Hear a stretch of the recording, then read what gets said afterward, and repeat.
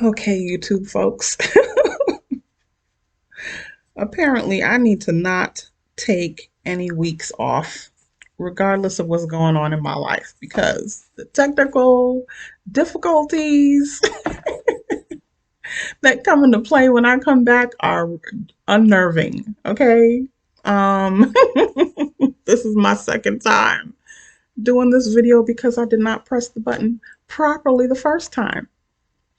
The Instagram folks got it, but I got to do it again for y'all. Okay, so continuing in the Kabbalion, we are in chapter 2. And this is where we start talking about the different principles. I will name them off, and there are seven Hermetic principles. Okay, the first one is mentalism. The second one is correspondence. The third is vibration. The fourth is polarity. The fifth is rhythm.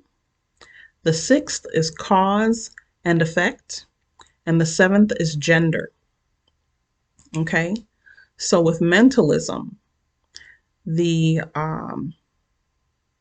axiom for that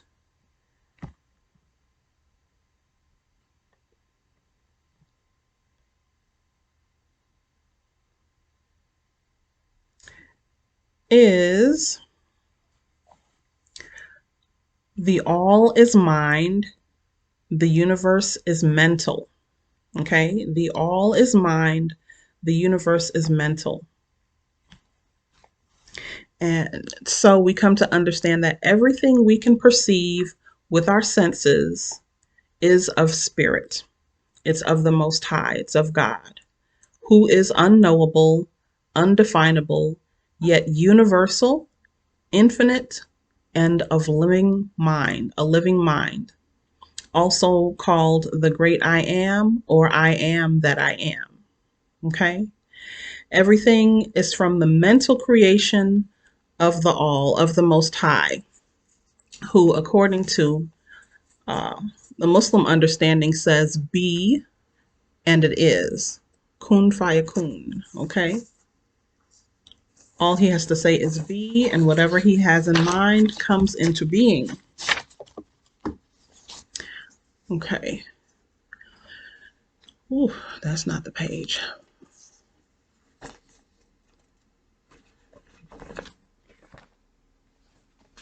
Okay. So we live and move and have our being because of the thought projected by God. With this understanding, the student develops and uses their understanding of this principle in their life for their well-being and in designing their life. Okay? In the Kabbalion, it says the Hermetic student is enabled to apply intelligently the great mental laws instead of using them in a haphazard manner. With the master key in his possession, the student may unlock the many doors of the mental and psychic temple of knowledge and enter the same freely and intelligently. Okay? This principle of mentalism gives a proper understanding of energy, of power, and of matter, as well as why and how these are subjected to the mastery of the mind, how the mastery of the mind puts these in motion for our benefit, okay? All that we see and can perceive begin with a thought. Thoughts have strength and move energy around to produce the result we seek, whether we use our thoughts consciously and with intention or unconsciously out of fear. So be mindful of the quality of your thoughts. Okay?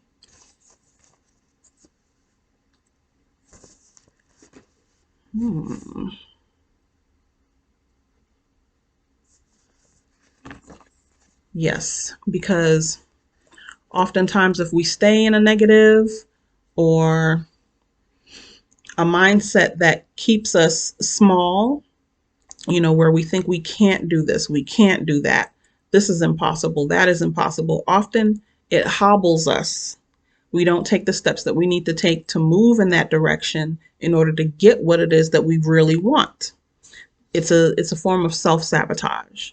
So once you understand that it starts in your mind, it starts with the thought, it starts with the focusing of the thought and the using of your imagination to bring the pieces together. You are the force that pulls, let me see. You are the force that pulls the energy around, connecting the things that are needed, the moving parts that are needed to get what it is that you're looking to accomplish. Okay. You are the power behind the ability to manifest your life, to design your life in the way that you want it. So, as I said, ooh,